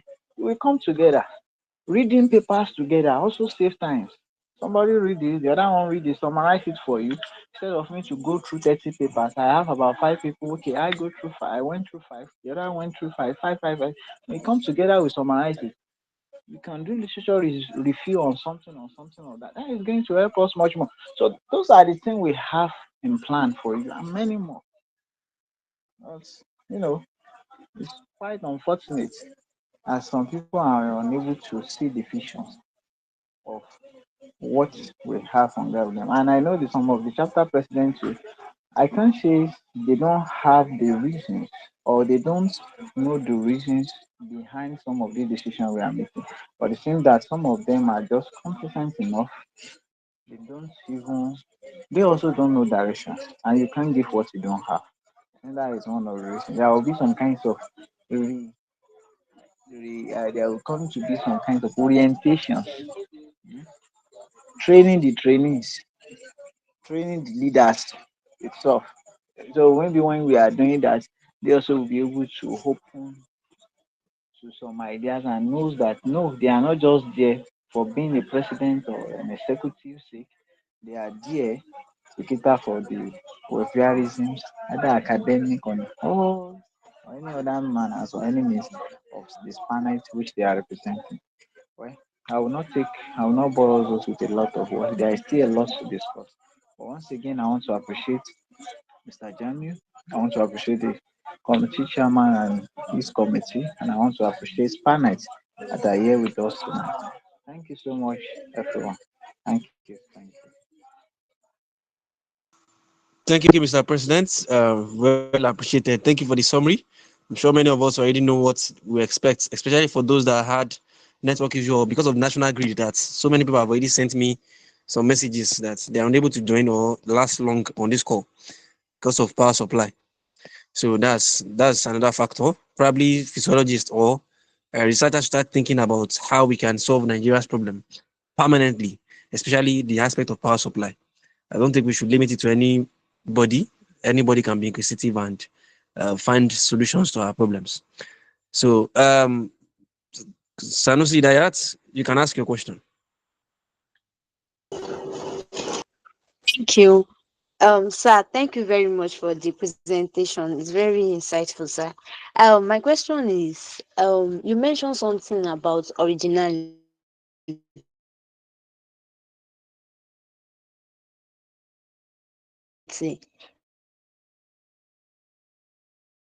And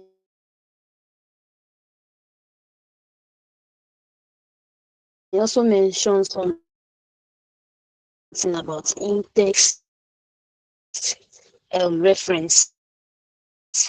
So I'm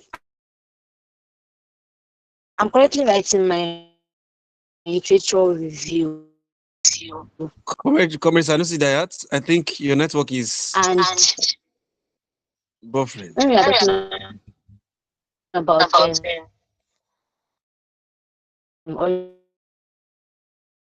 originality, to ensure that we didn't plagiarize or anything, I'm using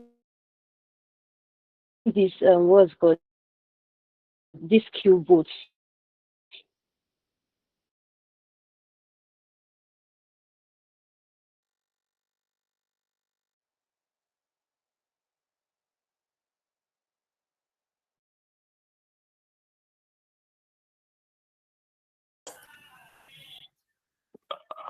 Sorry, I think if the person asking question can actually put that into written, since our network is breaking.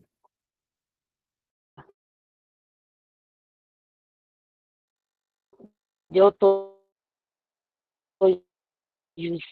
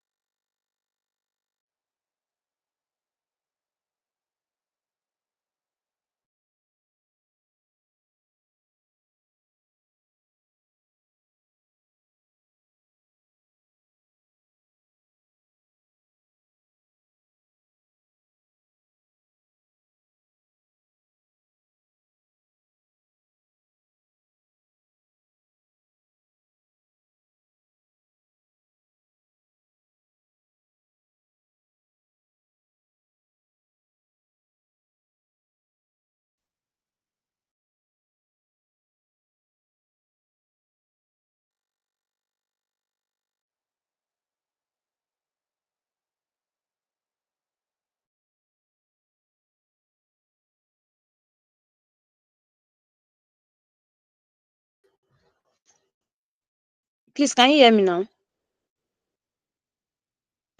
I've moved to another place. Okay, I think it's better now. I can Hello. hear you clearly. I can hear you clearly now. Okay, thank Go you. ahead. Yeah, it's better. Or you can just type if you can, but proceed. Okay. You mentioned originality and also what's good in-text reference.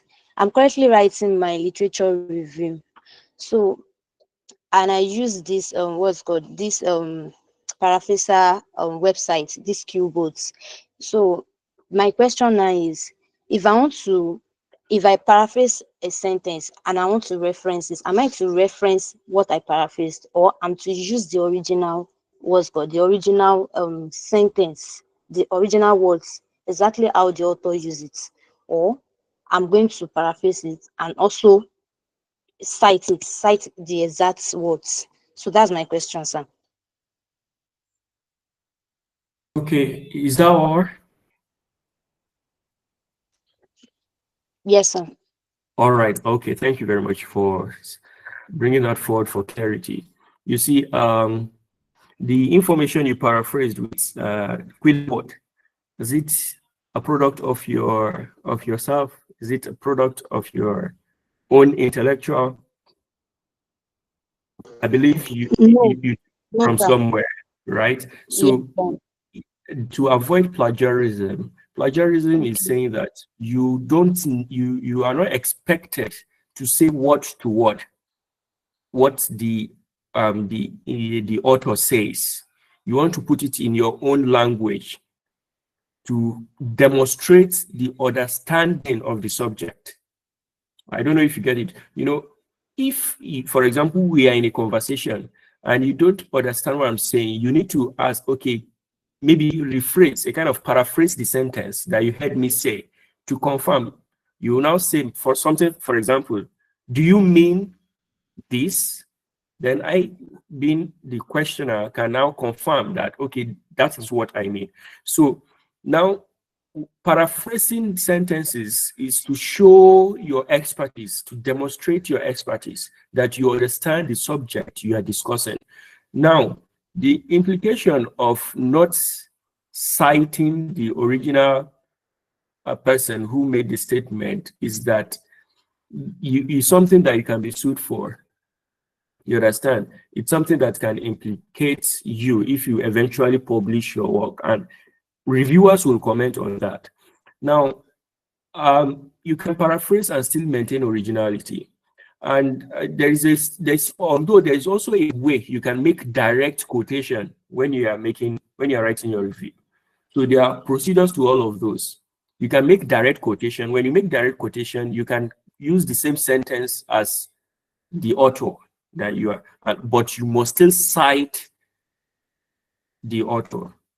So, but it is not expected that a whole bulk of your work is direct quotation. Direct quotation means you are quoting somebody directly from what they say, and that quotation mark has to be there according to APA star to show that you are quoting this person. And so the essence of literature review is that, remember the word review, it means you must have gone through those papers and then make comment and put forward information. She left the meeting. So I'm put forward information based on your own understanding. So that is why it is very much encouraged to avoid, putting word to words what the original authors have said. So to demonstrate your own understanding, and of course to show that you understand the concept or the topic under discussion. So that is the essence. So that is where you still maintain originality, because those information are not product of your own intellectuals. So you need to cite. Imagine if it were to be your work, how would you feel if you notice somebody actually have put forward an information in their own text and they did not reference you or acknowledge your effort? Those things are not. And in academy, all of these things need to be like, often we do research and just publish and we forget about it just to get our next promotion. So, but in the global world, these things are taken seriously, such that you can even have an intellectual property on it that nobody else is. Companies who want to implement your findings will have to contact you before they can go ahead. But we just publish and put it on the air and people have access to it. We don't have any intellectual property. I don't think there's any professor in the country that have intellectual property on their researches, based on what I know.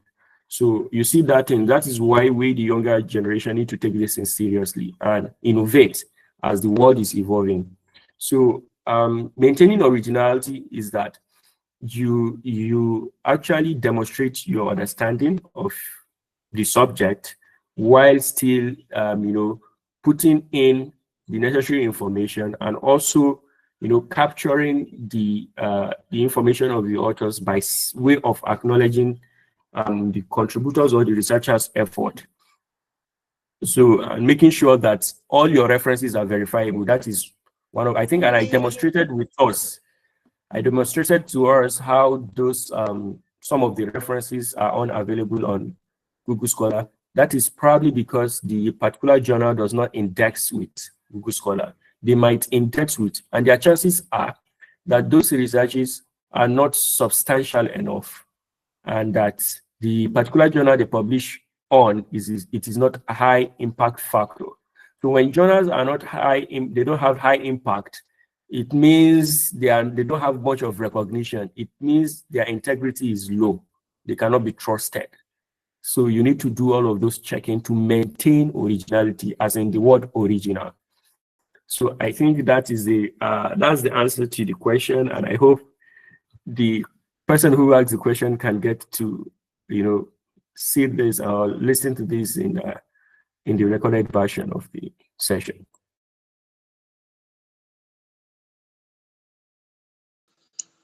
All right, thank you very much, sir. I don't know, we have some people still joining us. Does anyone have any question? This is the segment we are, and time is already fast spent. So at this point in time, I think we can thank everyone that is here, everyone that stayed up to this moment. For Miriam Ibrahim, Miriam Mahmoud Ibrahim, and other people who registered, rest assured, yeah, we are not going to discontinue, right? We're not going to discontinue. So you'll be informed on the next session. Yes, it's just that probably we have to streamline. This is not a promise because I already told the speaker for tomorrow that we won't be having tomorrow. So I'm sorry about that. And I'm still not sorry because this is something I said prior to commencement of today's session. So sincerely apologize for that. And I sincerely do not apologize for that. So for the separate people that deserve the apology and those who do not deserve the apology, I've separated it. Thank you very much for joining up and staying up to this moment. Thank you, our guest speaker, Mr. Jamiu. Thank you so much for honoring our invitation and also discussing this theme and this topic frontally and appropriately. Thank you very much, sir. We pray that the Almighty God, because that is all we have prayers, a lot of prayers. We pray that the Almighty God increases your knowledge and grants you, Mr. President. All right. So we pray that the Almighty God grants you all your heart's desires and also increase you and increase your publications and your papers and recognitions among scholars. Thank you very much, sir, for the very enlightening and insightful session. Thank you very much, sir. More papers to publish, more papers to be published, and more growth to Waterbell Biomedical Solutions. Thank you very much, sir. Thank you, Mr. President. Thank you for your dedication and your commitment. And thank you, every one of you that joined today. Thank you very much from wherever you are from Kano, Ondo, Lagos, Bauchi, Ibadan, and so many other places. Thank you so much. We really appreciate. So at this point in time, I think we can have our closing prayers in our respective faith in 30 seconds, and then you can start leaving the call. Thank you very much, and have a wonderful night.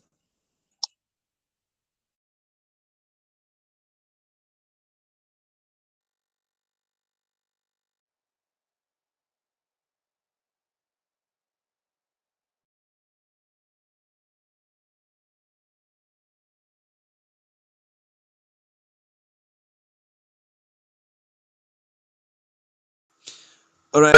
Good night, everyone. Good night, Mr. President. Amen. I mean, good night.